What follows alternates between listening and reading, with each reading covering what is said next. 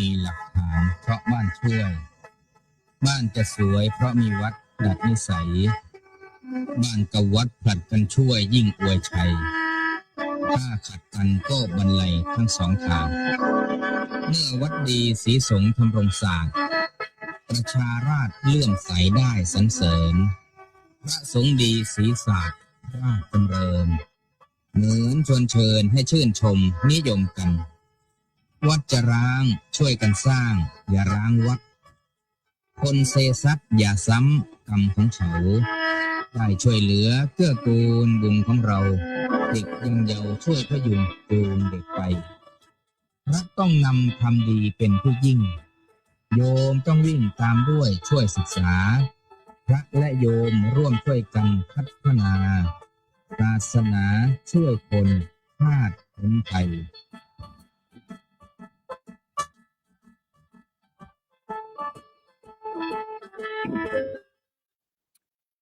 ขอความนอบน้อมแด่พระรัตนตรัยขอถวายความเคารพพระเถรานุเถระทุกรูป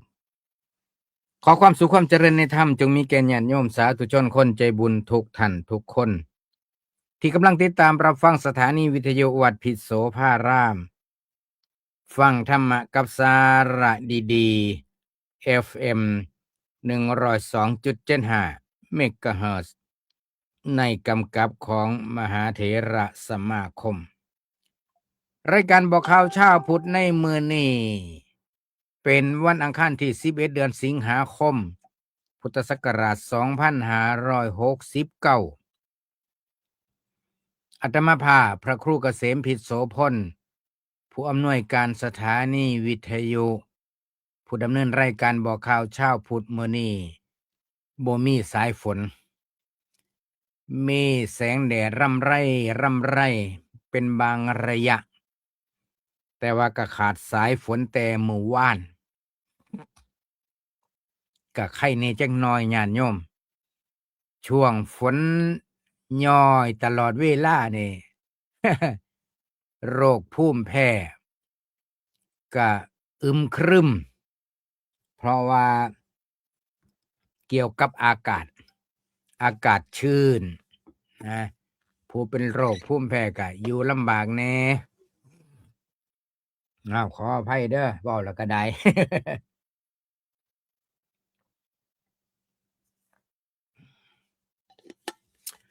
มื้อนี้รายการบอกข่าวเช้าพุธก็ได้เวลามาพบปะกับพ่อใหญ่แม่ใหญ่ศรัทธาญาติโยมทุกท่านที่กำลังรอคอยรอติดตามรับฟังรายการบอกข่าวเช้าพุธโดยเฉพาะ FC สถานีวิทยุมื้อนี้ก็มีแม่ใหญ่มาเดินทางมาจากเขมราชมาร่วมทำบุญอายุ8ผู้หนึ่งอายุ80อีกผู้หนึ่ง83มาเยี่ยมสถานีวิทยุมื้อนี้นะ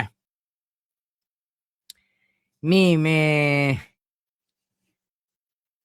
มนูปัฏฐาบ้านหน้าวาน้อยตำบลเขมราชอำเภอเขมราชมาทำบุญรวมตั้งสถานีวิทยุมารวมสร้างวัดในอากาศสร้างธรรมาสน์บนท้องฟ้าแม่ใหญ่ละว่าเด้แม่ใหญ่นุปัฏฐาบ้านหน้าวาน้อยมาร่วมบุญนำพระอาจารย์สรายุทธ500 บาทเมมนท่าอมรศิลป์ก็มาร่วมบุญสร้างวัดในอากาศสร้างธรรมะในท้องฟ้านี่แหละไม่ใหญ่แล้วจือบ่ผิดพร้อมนะ ก็ร่วมบุญสร้างสถานีวิทยุน้ำพระอาจารย์สรายุทธนี่500 บาท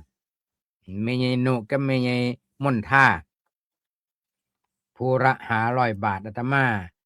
รับไว้เป็นทีเรียบร้อยแล้วก็นอกจากนี้เมเยโนปัฏฐาหน้าวาน้อย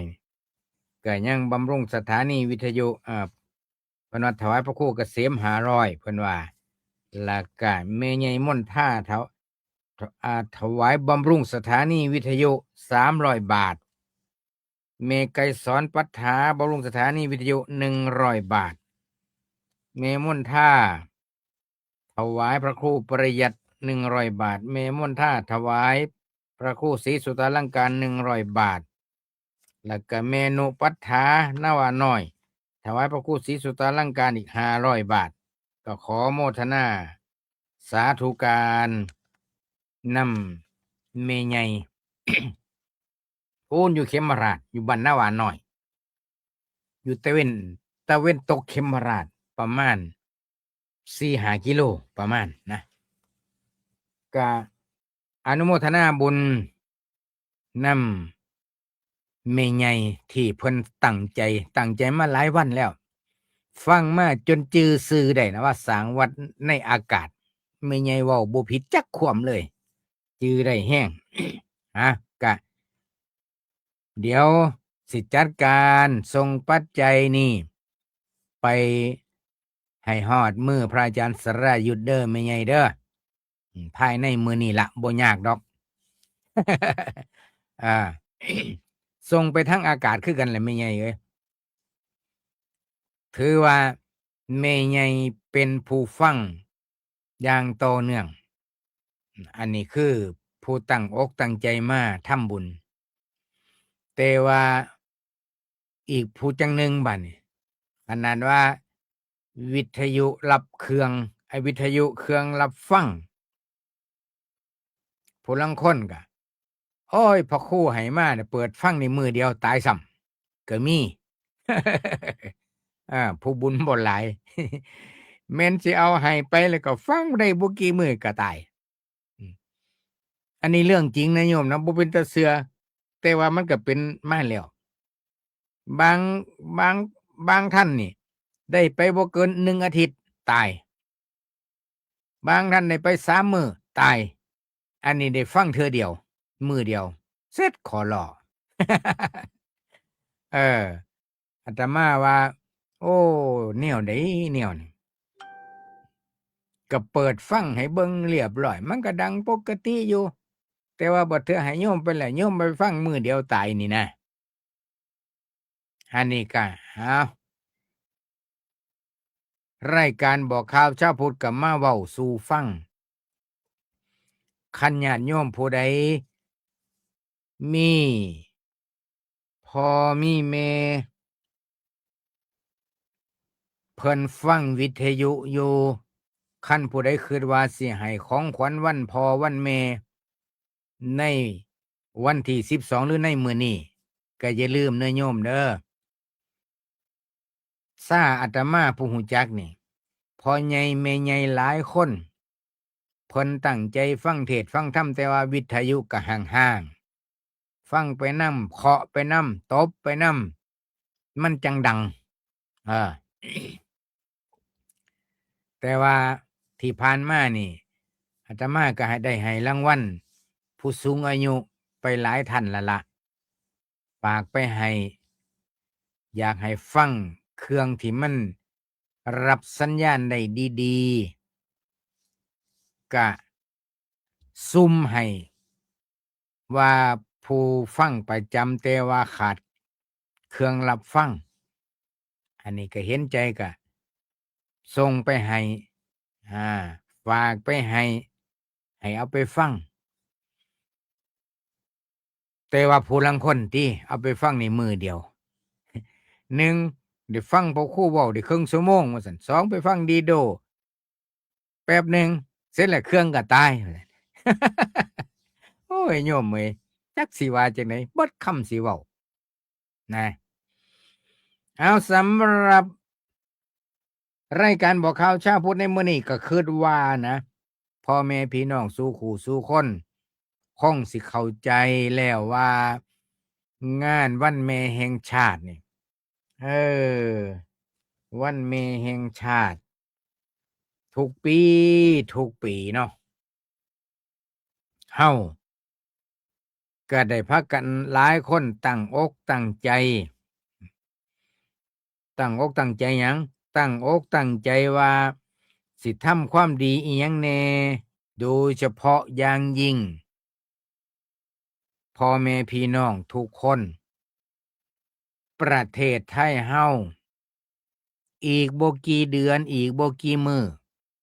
เฮาก็สิมีการได้ส่งความไว้อาลัยเป็นประวัติศาสตร์ชาติไทยเป็นครั้งสุดท้าย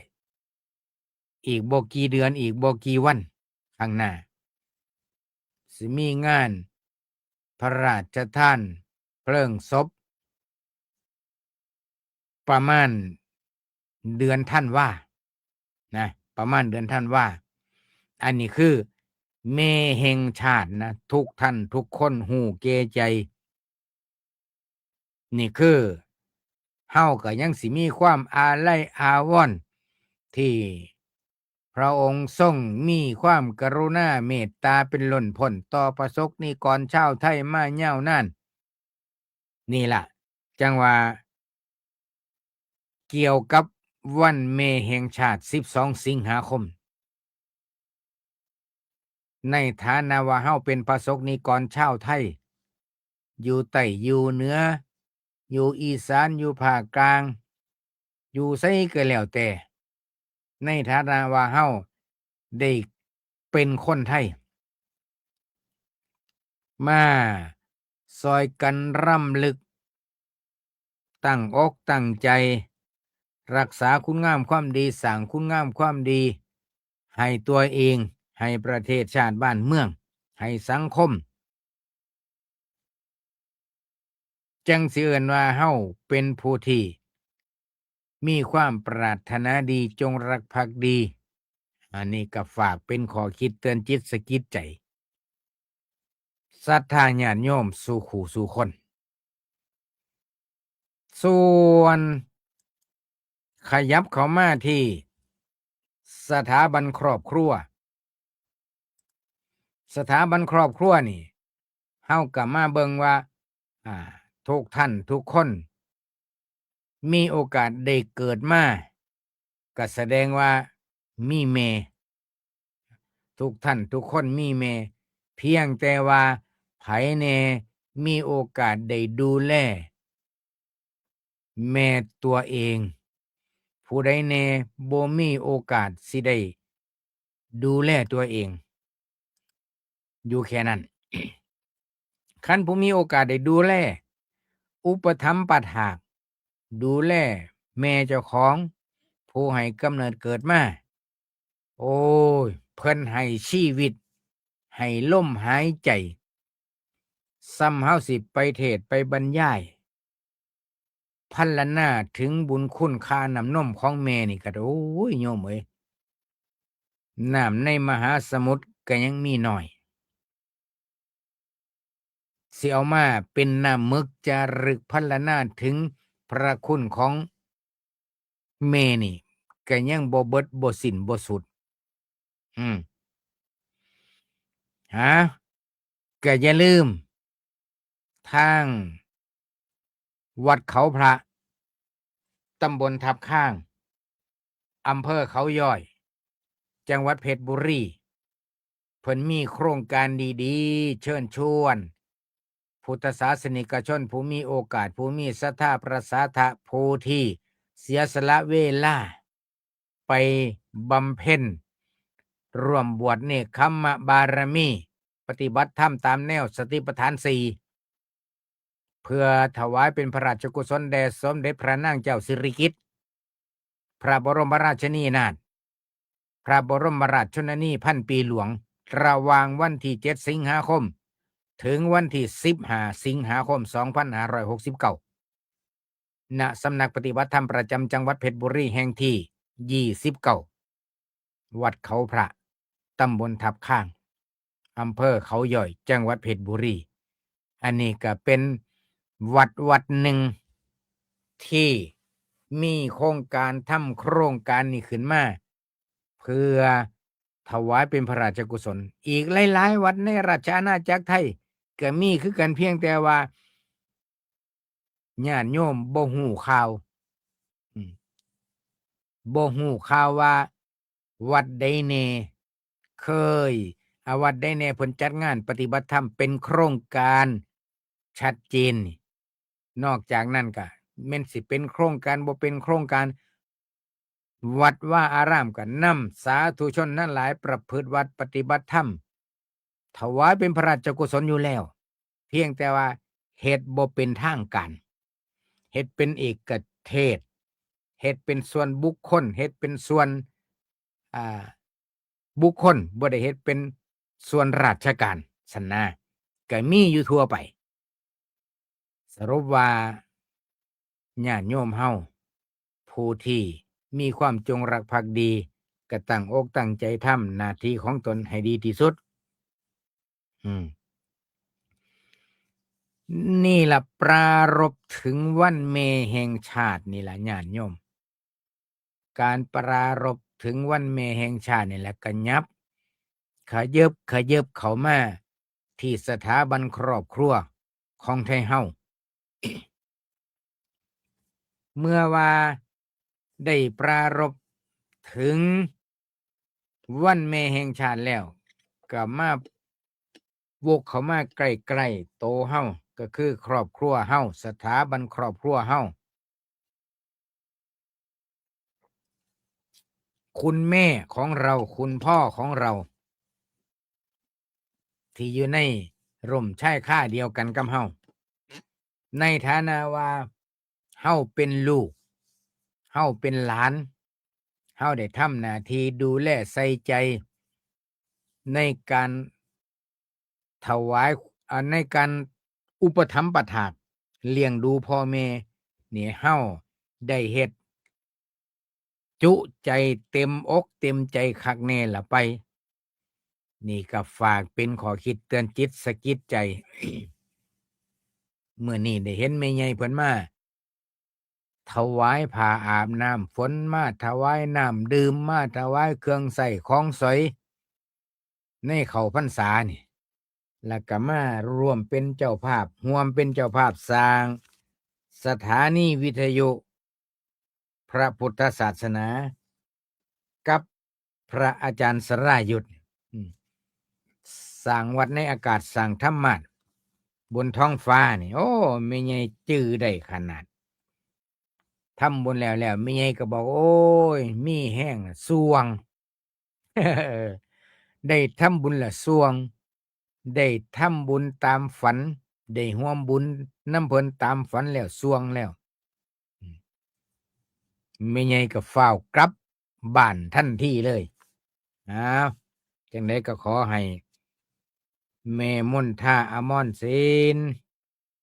เมนุปัฏฐาบ้านหน้าวาน้อยได้ลูกหลานพามาก็ถือว่าเป็นบุญหลายแม่ใหญ่มีความสุขใจขนาดยิ้มเปยเปยเลยเอาจังไดก็ให้บุญรักษาอายุมั่นขวัญยืนแม่ใหญ่ทั้งสองนี่ได้อยู่เป็นห่มโพห่มไส้ให้ลูกให้หลานได้เป็นแบบอย่างเป็นไอดอลให้ลูกให้หลานเดินตามรอยของคุณแม่หรือคุณยายลูกผู้ที่ได้ถวายความอุปถัมภ์บำรุงก็ดีอกดีใจนะ เพราะฉะนั้นญาติโยมสาธุชนทั้งหลายฝากไว้กับคุณลูกๆทุกท่านทุกคนเด้อผู้ใด มีคุณพ่อคุณแม่ให้เฮาได้ดูแลอยู่เฝ้าวดูแลเด้อลูกเด้อเฝ้าวดูแลพ่อแม่ก่อนสิเบิดโอกาสก่อนสิเบิดเวลาซาละเสียใจบ่ต้องโอดครวญเสียใจในภายหลัง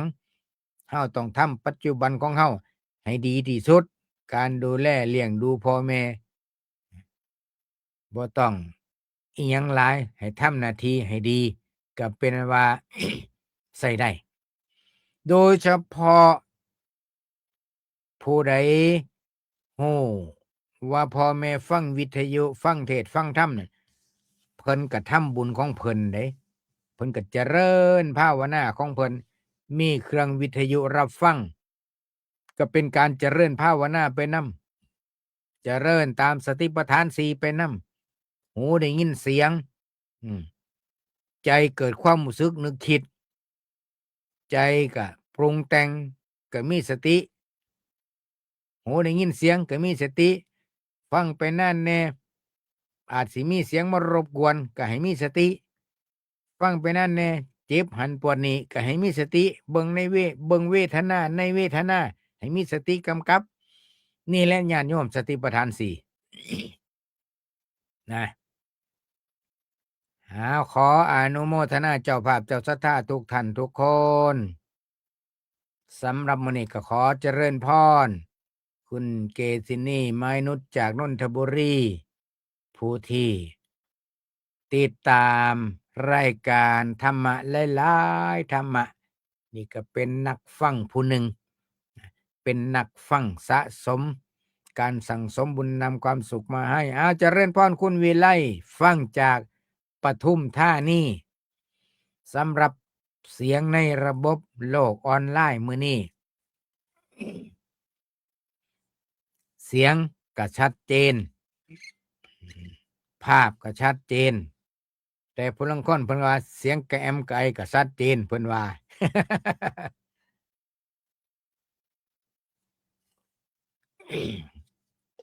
มื้อวานไปหายาแล้วล่ะไปได้ยามาแล้ว แต่ว่าบ่ฮู้ว่าสิได้ผลบ่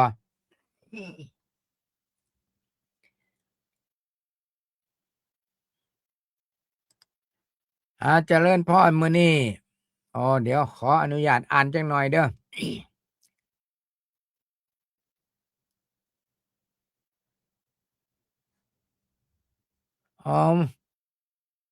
มื้อเช้าโอนปัจจัยไปทำบุญทอดผ้าป่าวัดพิษโสภาราม 1,000 บาทเจ้าค่ะสาธุ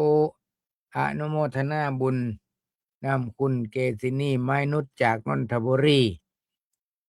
แล้วก็เจริญพรคุณนวลศรีจากอังกฤษเนาะยังหนาวอยู่บ่อังกฤษนี่เนาะอยู่ดีมีแห้งสุขกายสุขใจแล้วก็เจริญพรคุณกรสวยจากบ้านฟ้าหวนแล้วก็เจริญพรคุณยายเอิญแอนนา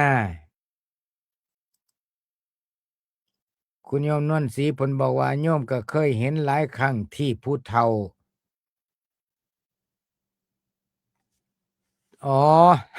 ผู้เฒ่าตบต่อยวิทยุก็มันบ่ดังนี่ล่ะเวลาเสียงมันล้วนพอตบตีเสร็จแล้วเสียงมันก็ดังสัดนั่นล่ะจังว่าผู้ใดอยากทำบุญกับผู้เฒ่าก็ได้เด้อโยมเด้อคันมีโอกาสมีเวลาก็ซื้อเครื่องใหม่ให้เพิ่นแหน่แต่ว่าก็คือว่านั่นล่ะในยุคสมัยปัจจุบันนี้สินค้าที่มีคุณภาพก็เป็นเรื่องยากอยู่คือกันโดยเฉพาะพ่อใหญ่แม่ใหญ่ผู้ที่ไปบ่ได้ไปบ่เป็นนี่แฮงจักสิได้มาแต่ไสมาฟังจังว่าอาตมาตัดสินใจเออที่มีอยู่ก็ตอนนี้ก็ให้ไปกับบุคคลผู้ที่ควรให้พุ่นละก็สิมีก๊อก2บุญสังฆทานเพลทอดผ้าป่าสถานีวิทยุวันที่29สิงหาคมปลายเดือนพุ่นละก็จังสิมีกิจกรรมมื้อบุญถวายสังฆทานเพลสิมีกิจกรรมจับสลากพุ่นละแม่ใหญ่เอ้ย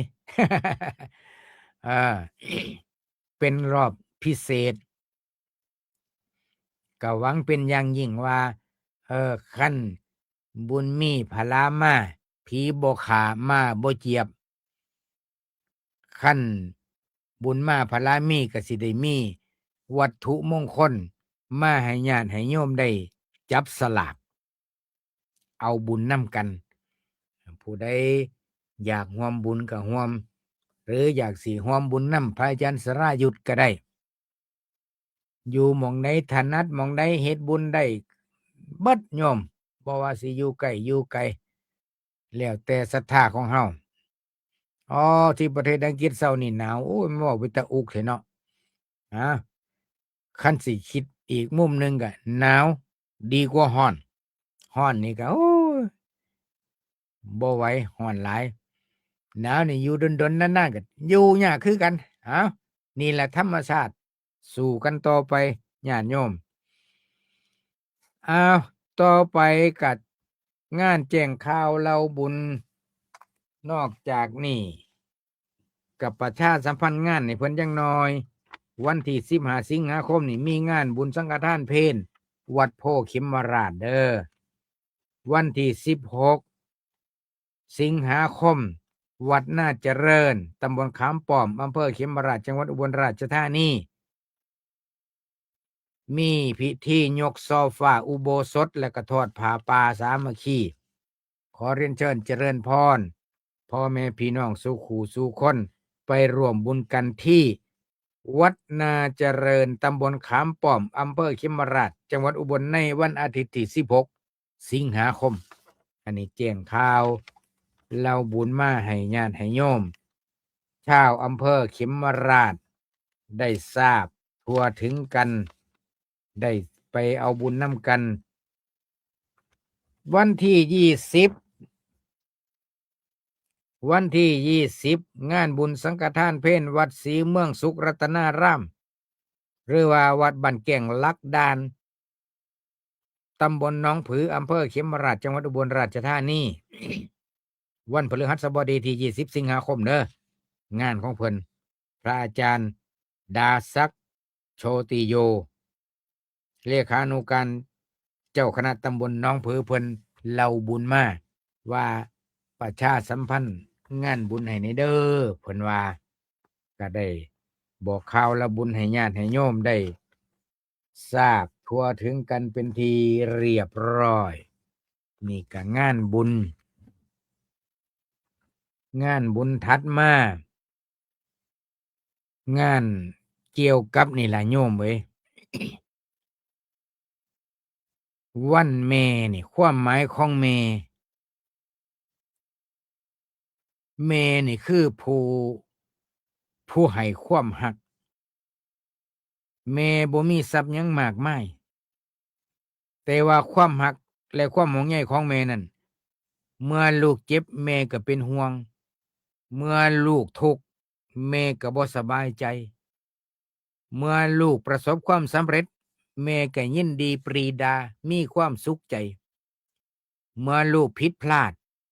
แม่ยังปรารถนาให้ลูกกลับเนื้อกลับโตเป็นคนดีแม่ยังให้โอกาสแม่ยังรอคอยนี่คือหัวอกของแม่ความรักของแม่เป็นความรักที่ผูกพันกับชีวิตลูกอย่างลึกซึ้งนับตั้งแต่พูนล่ะนับตั้งแต่ใส่นับตั้งแต่หูว่ามีลูกมาถือปฏิสนธิอยู่ในครรภ์พุ่นล่ะมีความดีอกดีใจมาตั้งแต่พุ่นทั้งที่ยังบ่ฮู้ด้วยซ้ำว่าสิเป็นไผสิเป็นผู้หญิงผู้ชายยังบ่รู้เรื่องเลยแต่ก็ดีใจล่วงหน้าไปแล้วยิ่งสมัยแต่ก่อนโยมเอ้ยการแพทย์บ่ทันเจริญบ่ฮู้จักง่ายๆนะบ่ฮู้จักง่ายๆคันบ่ไปหาแพทย์หาหมอบ่ไปอุลตราซาวด์ก็บ่ฮู้จักละว่าสิเป็นเพศใดแต่ว่าแม่นี่ก็ดีใจไว้ก่อนแม่คือผู้เสียสละเหน็ดเหนื่อยเมื่อยล้าสู้เพื่อลูกยอมอดเพื่อให้ลูกอิ่มยอมนอนน้อยเพื่อดูแลลูกนี่แหละเพิ่นโบราณเพิ่นยังว่าคำบ่ได้ยืนขึ้นบ่ได้อยู่บ่ได้หลับบ่ได้นอนด้วยความเป็นห่วงเป็นใยลูกในขณะที่ยังน้อยๆหรือว่าหลังคลอดออกมาแล้วนี่ก็ด้วยความเป็นห่วงเป็นใยอยู่ไฟพร้อมนะโยมนะอาตมานี่มีน้องแม่ก็อยู่ไฟอาตมาก็ไปนอนเฝ้า บ่รู้เรื่องหยังดอกอืมเขาโรงเรียนป .4 บ่รู้เรื่องหยังนอนอยู่เทิงแคก็ตกแค่อยู่ซุคืนตุ๊บพู้นแหล้วลงขี้ดินพุ่นน่ะอาแม่ก็เอิ้นพ่อให้มาเอาลูกขึ้นเตียงนอนแหน่มันตกเตียงอีกแล้วอยู่จังซั้นล่ะนี่แหละคือหัวอกของแม่แม่ยอมลำบากเพื่อให้ลูกสบายอันนี้ก็เป็นธรรมชาติอย่างหนึ่งยอมตัดความสุขส่วนตัวเพื่ออนาคตของลูกแนวใดที่เคยสะดวกสบายเคยเป็นอิสรภาพก็ยอมเสียความสวยความงามยอมเสียโอกาสยอมลำบากตรากตรำทุกอย่างสิ่งเหล่านี้เกิดขึ้นกับแม่นี่ทุกอย่างคันสิเอามาประเมินเป็นเป็นราคานี่ประเมินราคาบ่ได้ดอกโยมประเมินราคาบ่ได้เพราะว่ามันเกินกว่าราคาเสียมาประเมินเป็นราคาจำนวนเท่านั้นบาทเท่านี้บาทบ่ได้นะแม่หรือพ่อแม่นี่ถือว่าเป็นครูคนแรกของชีวิตเฮาก่อนที่เฮาสิได้ไปเข้าโรงเรียนห้องสี่เหลี่ยมแม่คือผู้สอนทุกสิ่งทุกอย่างสอนหยังสอนหยังลูกอ้าวโยมก็คิดเอาโลดสอนให้ลูกเว้าเอิ้นคำว่าพ่อเอิ้นคำว่าแม่เอิ้นคำว่าย่าเอิ้นพ่อเอิ้นแม่ได้นี่ครั้งแรกนี่โอ้ยพ่อแม่ดีใจสอนให้ลูกเว้าสอนเว้าแล้วก็สอนให้รู้จักกินสอนให้กินสอนให้รู้จักเดินสอนให้รู้จักรับผิดชอบชั่วดีสอนให้รู้จักมีสัมมาคารวะเคารพต่อผู้ใหญ่ไผควรสมควรเอิ้นอ้ายสมควรเอิ้นเอื้อยสมควรเอิ้นน้าเอิ้นป้าเอิ้นลุงแม่เป็นผู้สอนทั้งหมดพี่ป้าน้าอาปู่ย่าตายายพ่อแม่สอนให้เว้าสอนให้รู้จักสอนให้รู้จักเคารพสอนให้รู้จักเอิ้นสอนให้รู้จักการดำเนินวิถีชีวิตตื่นขึ้นมาแต่ละวันควรทำอะไรก่อนเพิ่นก็สอนพุ่นน่ะตั้งแต่ตื่นนอนขึ้นมาให้รู้จักเก็บที่นอนหมอนมุงปัดกวาดเช็ดถูซั้นเด้พ่อแม่ก็ต้องสอนให้รู้จักปัดกวาดเช็ดถูทำความสะอาดเสื้อผ้าอาภรณ์ที่นอนเก็บยังไงเฮ็ดจั่งใดมันเป็นระเบียบเฮ็ดจั่งใดมันสิใช้ได้ทนใช้ได้นานถึงเวลาใดควรซักจั่งใดซักแล้วเฮ็ดจั่งใดถัดไปแล้วเวลาสิเอามาใช้เฮ็ดจั่งใดแม่สอนเบิดเลยเป็นครูคนแรกที่สอนอยู่ใกล้ชิดลูกตลอดเวลาแม่คือผู้คอยปกป้องและเป็นที่พึ่งของลูกตลอดเวลาให้เฮาทั้งหลายอยู่ในวัยเด็กมีความกลัวความย้านอิหยังก็ตามก็ต้องแล่นไปหาแม่นี่เป็นธรรมชาติมีปัญหาก็คิดถึงแม่เจ็บป่วยอยากให้แม่อยู่ใกล้ๆมีประสบความสำเร็จก็อยากให้แม่ได้เห็นให้แม่ได้ยินให้แม่ได้เบิ่งให้แม่ได้ฮู้สิ่งเหล่านี้มันสะท้อนว่าแม่นี่เป็นหนึ่งในความหมายของชีวิตที่พึงทางใจของลูกทุกคนนะพระคุณของแม่ในมุมมองทางพระพุทธศาสนาพระพุทธศาสนาเพิ่นยกย่องมารดาบิดาเป็นผู้ที่มีพระคุณอย่างสูงเป็นผู้ให้กำเนิดเลี้ยงดูอบรมสั่งสอนพระพุทธเจ้าพระองค์ทรงสอนเรื่องกตัญญูกตเวทีซึ่งเป็นคุณธรรมสำคัญของบุคคลกตัญญูก็คือสอนให้รู้จักหยังสอนให้รู้จักคุณของพ่อของแม่ พ่อแม่นี่คือผู้มีพระคุณกตเวทีนี่คือให้ตอบแทนคุณในเมื่อมีโอกาสบ่มีโอกาสก็ให้หาโอกาสสิไปอ้างแต่ว่าบ่มีโอกาสตลอดชาติบ่แม่นต้องหาโอกาสการตอบบุญแทนคุณบิดามารดาเนี่ยเฮาต้องใส่ใจญาติโยมบางคนก็สิเคยเห็นเคยได้ยินเคยพบเคยพ้อบางคนก็โอ้ยพ่อแม่นะวัฒนธรรมไทยอีสานนิยมลูกหนีจากบ้านไปหลายปี10 ปี20 ปีบ่ได้ยินข่าวนี่จนว่าพ่อกับแม่นี่ฝันเห็นลูกก็บ่ฝันจังไดเนาะความผูกพันหัวอกของแม่แหมก็ลูกหายไปเป็นเวลา10 กว่าปีอะได้ฮู้แต่ทีแรกครั้งแรกว่าลูกไปลงทะเลไปเป็นลูกเรือหาปลาในทะเลฮู้แต่ทีแรกเท่านั้นก็หายเงียบเลยเป็นเวลา10 กว่าปีสิบ่ให้แม่ห่วงบ่ให้พ่อห่วงบ่ให้ญาติพี่น้องห่วงสิเฮ็ดจั่งใดมันตัดขาดให้ลืมไปเลยเนี่ยมันเฮ็ดบ่ได้นี่จนว่าพ่อแม่คิดว่า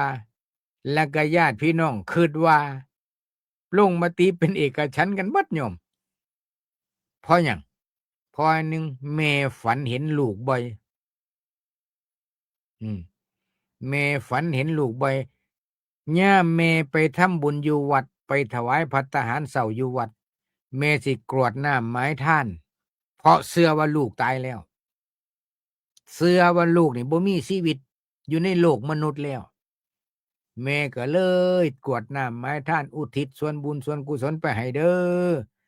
ลูกเด้ออยู่ภพใดชาติใดสันใดแม่ทำบุญหาเด้อจังสินะ ผ่านไปแล้วบัดพ้นสุดท้ายในครอบครัวลงมติกันว่าทำบุญทำบุญเป็นประเพณีบุญพระเวทเดือน4นี่ละอ่าตั้งเม่งตั้งกองบุญบวชนาคให้เลยเฮ็ดบุญใหญ่อุทิศให้เลยเพราะเชื่อว่าลูกบ่มีในโลกมนุษย์แล้วทำบุญอุทิศให้เจาะจงให้เลยปรากฏว่าภาษาอีสานนี่เขาสิเอิ้นว่าแจกข้าวหา เออท่านยังมีชีวิตอยู่เขาสิกลับมานี่ปราชญ์โบราณอีสานมีความเชื่อแนวนั้นก็พากันทำบุญปรากฏว่าบ่นานบ่นานบ่ถึงเดือนอยู่มามื้อหนึ่งแม่นอนเมื่อยอยู่ในบ้านได้ยินเสียงงับบันไดเพราะว่าบ้านสมัยก่อนสิมีบันไดงับเคาะบันไดขึ้นเรือนผู้ใดอยู่เรือนแหน่ซั่นนะเกือบสิจื้อเรือนเจ้าของบ่ได้พุ่นละอันผู้ลูกก็ได้แม่จนเอะใจเอ๊ะเสียงผู้ใดว่าซั่นแม่นเสียงลูกอยู่บ่เราอะปรากฏว่าเป็นลูกชายอีหลีผู้ที่ทำบุญแจกข้าวหานั่นล่ะโอ้จนได้คุยกันที่มาที่ไปว่าเป็นจังไดคือไปมิดไปมีไปเงียบแท้ข่าวสารอิหยังก็บ่บอกพ่อบอกแม่จดหมายเจ้าก็บ่เขียนมาบอกพ่อบอกแม่ว่าเจ้าอยู่ไสอยู่ดีสำบายตกทุกข์ได้ยากก็บ่มีข่าวหยังมาเลยก็เลยคิดว่าบ่อยู่ในโลกนี้แล้วก็เลยพากันเฮ็ดบุญให้เจ้าว่าซั่นลูกชายก็เลยเว้าให้แม่ฟังโอ้ยเดือนหนึ่งมานี่ข้อยฝันเห็นแต่เจ้าว่าซั่นลูกชายว่าเออก็แสดงให้เห็นว่าช่วงเดือนหนึ่งที่ผ่านมานี่พ่อแม่ญาติพี่น้องเฮ็ดบุญหยาดน้ำไม้ท่านไปให้เด้เพราะคิดว่าบ่มีในโลกนี้แล้ว ต่างคนต่างก็เข้าใจเป็นอันเดียวกันต่างคนก็ต่างทำบุญไปให้ผู้ลูกชายนั่นฝันเห็นแต่แม่ฝันเห็นแต่ญาติพี่น้องแซวมีความสุขกายสุขใจว่าซั่นก็แสดงให้เห็นว่าการอุทิศส่วนบุญส่วนกุศลไปให้มีผลจริงนะแต่ว่าคนยังมีชีวิตอยู่นี่ก็เลยฝันเห็นแม่ประจำอย่างน้อยก็อาทิตย์ละเทื่อ2เทื่อฝันเห็นพี่เห็นน้อง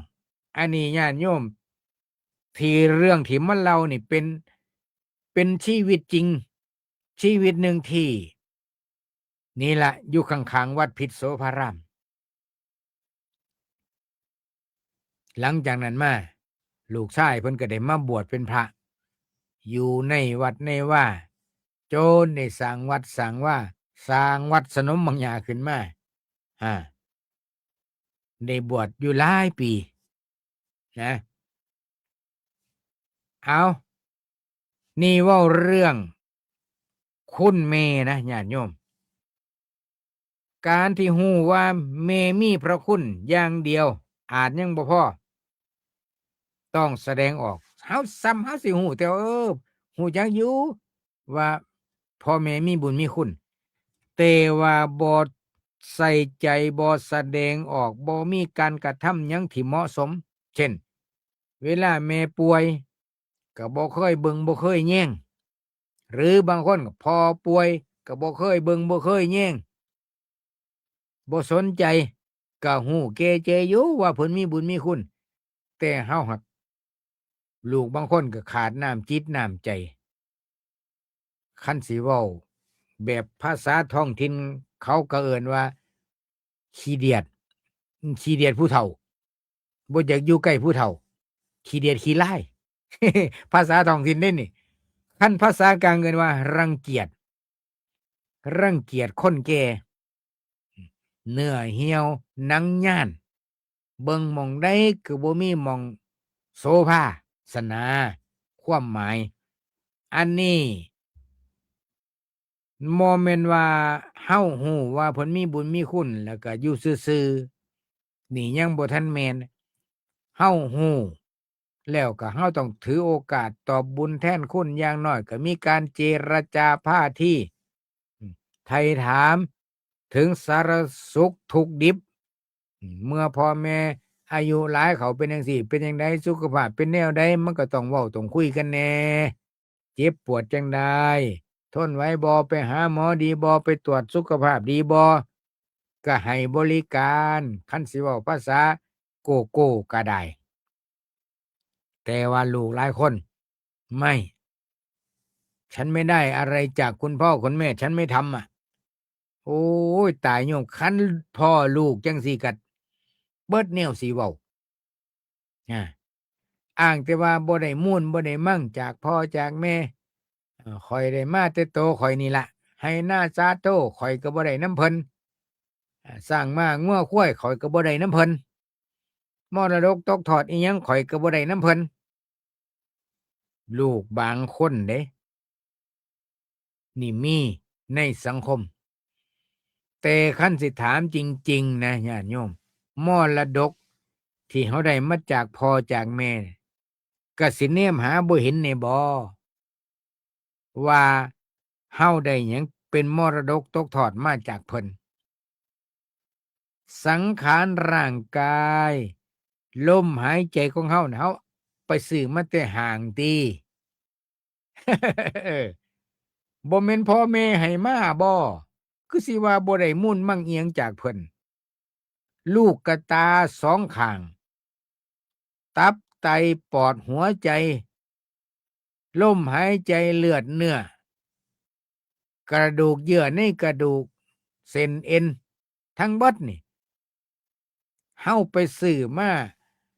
แต่ห้างสรรพสินค้าแล้วมาประกอบเอาเองบ่สังขารร่างกายหรือว่าพ่อแม่ให้มาหรือว่าพ่อแม่ให้มาแล้วก็เลี้ยงดูมาคันสิคิดเป็นมูลค่าบ่ฮะค่าเช่าบ้านเดือนละจักบาทดีโยมคิดเอามึงติล่ะ นอนอยู่ในท้องอยู่ในครรภ์แม่9 เดือนบางคนก็8 เดือนจังซี่คิดเป็นมูลค่าคืนละจักบาทก็คิดเอาสมมุตินะสมมุติแต่ว่ามันยิ่งหลายกว่าหั้นคุณค่ามันมีหลายกว่าหั้นแต่มูลค่านี่อาจสิบ่หลายนี่ค่าเช่าบ้านแล้วก็ตั้งแต่เกิดมาตั้งแต่แม่คลอดมาเฮาเกิดมาจนว่าอายุ20 ปีเฮาอยู่นำพ่อนำแม่นี่ค่ากินวันละ3 คาบค่าน้ำนมค่านอนค่าเสื้อผ้าสิเบิดหลายปานใดโยมว่า20 ปีคิดเป็นมูลค่าเบิ่งคูณเข้าไปอ้าวสมมุติว่าค่าอาหารวันละ100หรือวันละ200 3 เวลาค่านมพร้อมค่าเสื้อผ้าค่าซักผ้าค่ารีดผ้าเออบ่แม่นน้อยๆนะเฮาสิเว้าว่าบ่ได้มูลม่วงบ่ได้มูลบ่ได้มั่งบ่ได้มรดกจากพ่อจากแม่นี่โอ้ยญาติโยมเอ้ยแนวนี้ก็เคยได้ยินมาจากลูกบางคนผู้ที่บ่มีความตระหนักรำลึกนึกถึงคุณงามความดีของพ่อของแม่บ่เห็นโอ้คันแนวนี้ก็อุกแหล้วโยมเอ้ยเบิดแนวสิเว้าเบิดแนวสิว่าคือกันดังนั้น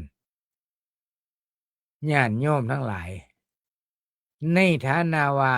เฮาก็เป็นผู้หนึ่งอาโยมผู้ฟังอยู่เดี๋ยวนี้น่ะมี2 ตำแหน่งนะอย่างขี้ร้าย1 ตำแหน่งเป็นลูกตำแหน่งที่2ก็เป็นแม่บางคนควบ2 ตำแหน่งนั่นนี่นะเออ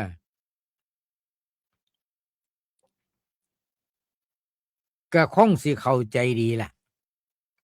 แต่ถึงจังไดก็ตามญาติโยมผู้ที่นั่งอยู่2 ตำแหน่งนี่น่าสิเข้าใจดี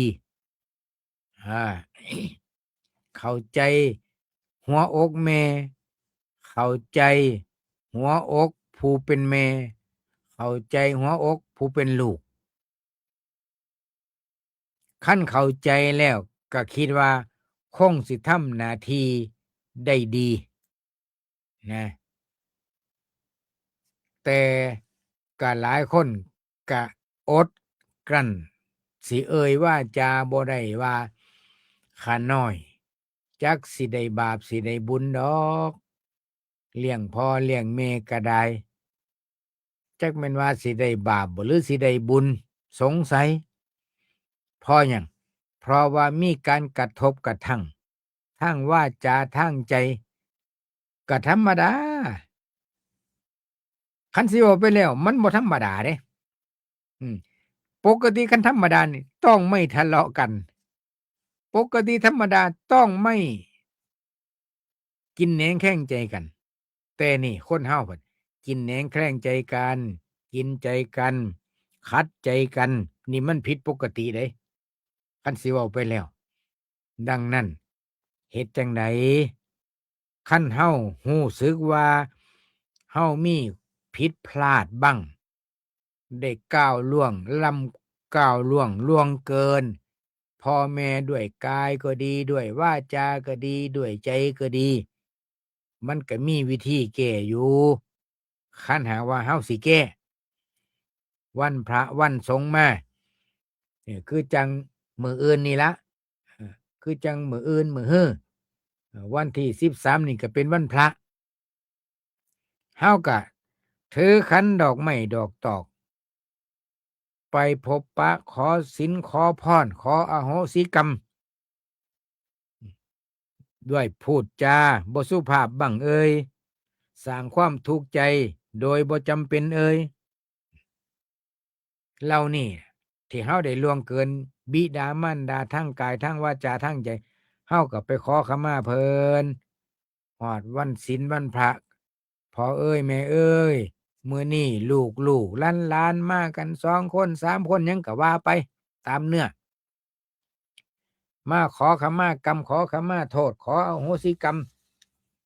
ให้ลูกให้หลานอยู่ดีมีแห้งให้ลูกให้หลานสร้างลูกปลุกขึ้นเจริญในหน้าที่การงานยิ่งขึ้นไปก็ว่าไปญาติโยมเพราะฉะนั้นก็ประพฤติตนให้เป็นคนดีหูจักซอยเหลือหน้าที่การงานพ่อแม่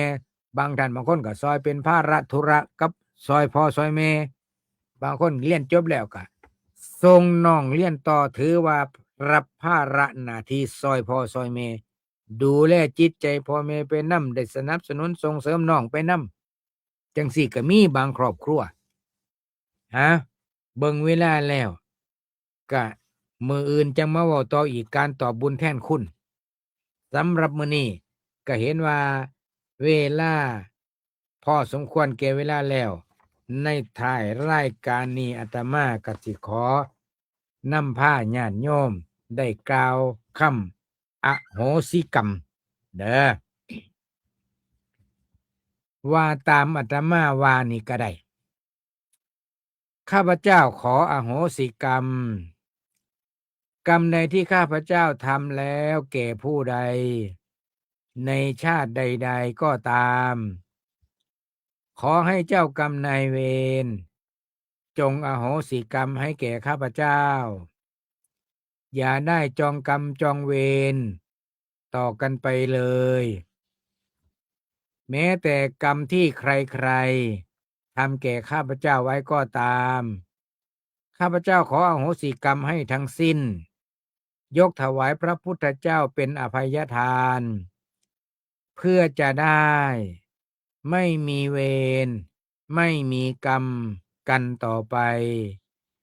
ด้วยอานิสงส์แห่งอภัยทานนี้ขอให้ข้าพเจ้าครอบครัวของข้าพเจ้า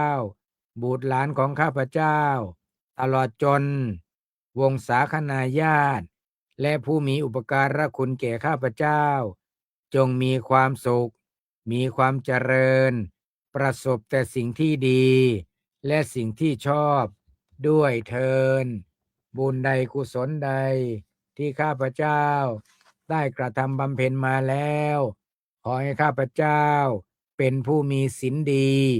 มีสมาธิดีมีปัญญาดีทุกขณะจิตทุกขณะอารมณ์